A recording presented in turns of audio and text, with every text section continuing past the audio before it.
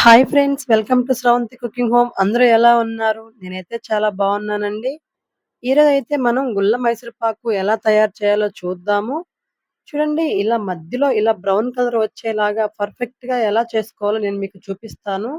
మీరు కూడా చేసుకోండి అలాగే. చూడండి ఎంత మంచి కలర్ వచ్చిందో. ఇలా ఈ కలర్ అయితే రావాలండి ఈ గుల్ల మైసూర్ పాక్‌కి. అప్పుడే అది మంచిగా వచ్చిందని అర్థం. ఇప్పుడైతే నేను మీకు ఎలా చేయాలో చూపిస్తాను.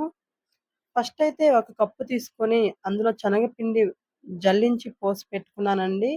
ఒక కప్పు శనగపిండి అయితే 2 కప్పులు పంచదార వేసుకోవాలండి. స్టవ్ వెలిగించి బాండలు పెట్టి 2 కప్పుల పంచదార, హాఫ్ కప్పు వాటర్ పోసి పాకానికి రెడీ చేసుకుంటున్నాను.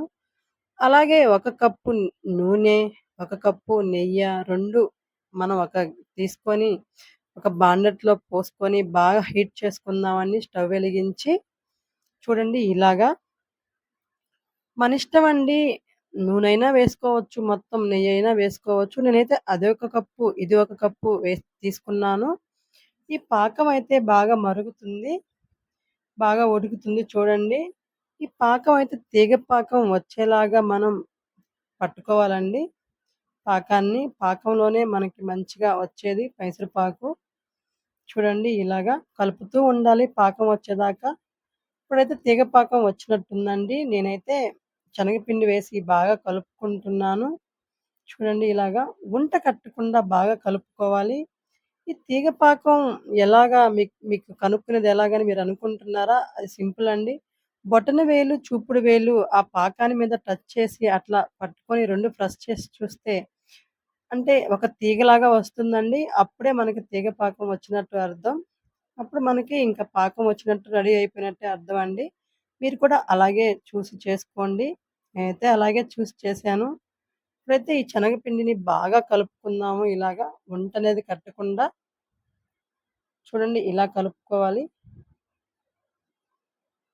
బాగా కలవాలండి. ఈ మరుగుతున్న ఈ ఆయిల్‌ని కూడా ఒక్కొక్క గెంటు చొప్పున ఇందులో పోసుకుంటూ, కలుపుకుంటూ, పోసుకుంటూ, కలుపుకుంటూ ఉండాలండి.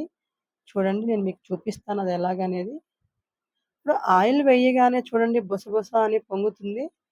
ఇలాగండి ఇలా పోసుకుంటూ, కలుపుకుంటూ ఉండాలి.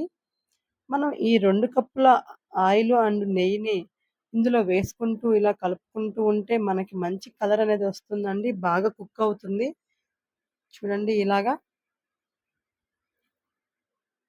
బాగా ఇలా కలుపుతూనే ఉండాలండి మైసూర్ పాక్‌కి. ఎందుకంటే అడుగంటకుండా మంచి కలర్ వచ్చేలాగా కలుపుకుంటూ ఉండాలి.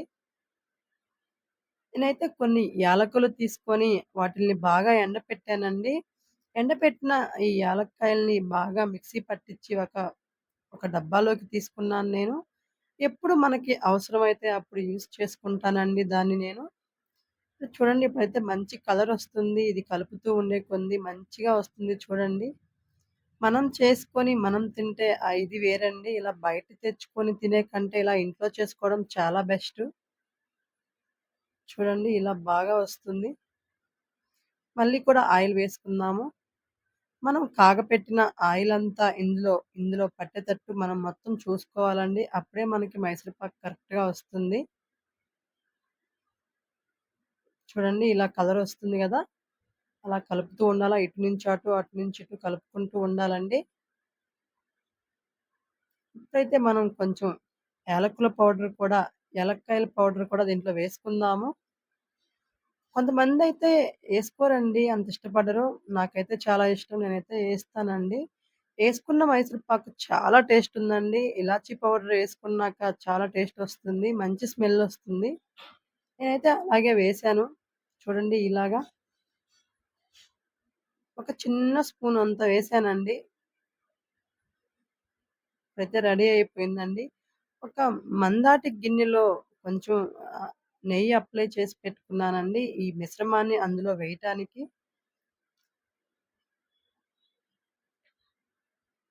ఇప్పుడైతే రెడీ అయిపోయింది. స్టవ్ ఆఫ్ చేసేస్తాను.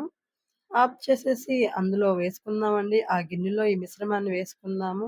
చుట్టుపక్కల పడిపోకుండా నీట్‌గా అందులో వేసుకొని ప్రెస్ చేస్తున్నానండి. చూడండి.